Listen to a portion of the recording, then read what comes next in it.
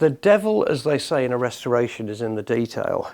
So I've stripped off a huge amount. I think all the chrome that I need to be re-chromed, if you see what I mean. But I'm trying to save as much as possible of the original stuff. So for instance, on the gearbox here, I think the arm here is okay. I can easily strip it off. But, you know, we want to keep as much originality.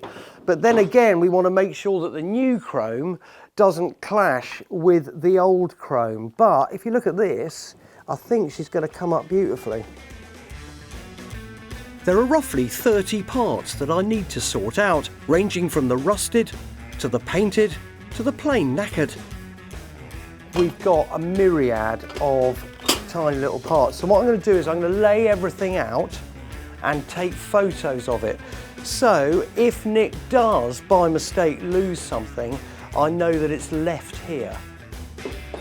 Obviously, in a pre-digital age, you'd have got out your Polaroid camera, or more likely, a pen and paper. Okay, so I've taken the photos, so I'll just bag them up now, box it up and send it over to Nick. And I'll tell you what, the process is incredible. And now I've come down to Southampton to witness the transformation.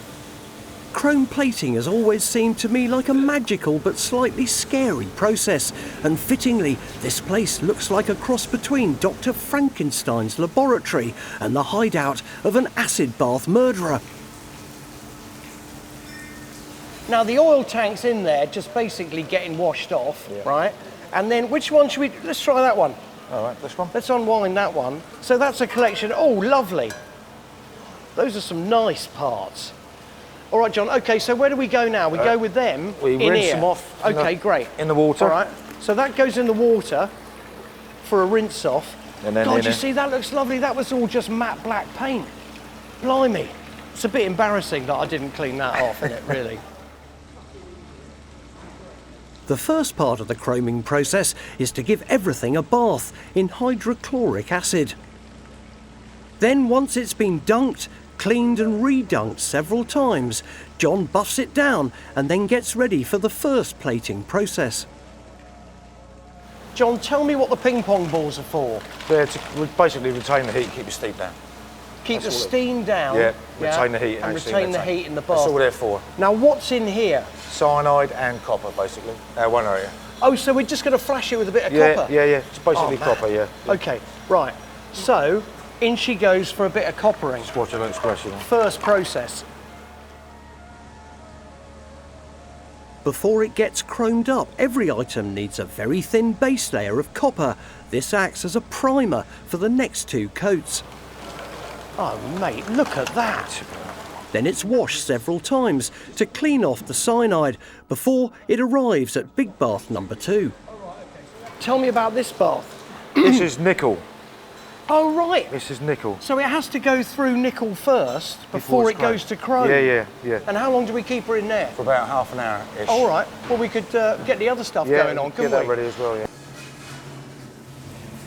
Nickel plating predates chrome plating by almost a century. It doesn't quite have the bling of chrome, but nickel has a really nice, durable finish. Now, this is the amazing bit, isn't it? Hey? So half an hour in the nickel bath, and... It should be like new. Oh my God, look at that! It's so cool. I love the look of nickel and would leave everything like this if I was starting from scratch. But because there are already so many chrome parts on the bike, I'm going to move on to the next stage. Chrome plating is dependent on a process called electrolysis. A low voltage current is sent through the chrome bath, placing a thin layer of chrome onto anything metal. After 2 minutes, it's ready. Come on then. Looks like the inside of a Jaffa cake at the moment, but Yeah, it will look better. It looks orange. That was a surprise, John. What's happening there? That's just the chrome salts. All right, so we need to wash that off? Yeah. Oh, okay, all right. Cool. Thought something had gone wrong now. Okay, so we're now going to wash it off now. As with everything in this process, there are several intermediate baths before the chroming is complete. That is beautiful. It wants a bit of a mop, but it's okay. Yeah, man, it's great. Put it out here for you. Would you look at that? And look at that? And look at this? Oh, John, what a revelation, hey? I don't know what it is, mate, but just seeing this process, I'll never get tired of it.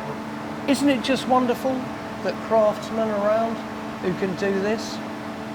Mate, I love it. Thank you Good. so much. You're more than welcome, mate. Go on, we'll get all the other bits done and it's all happy days.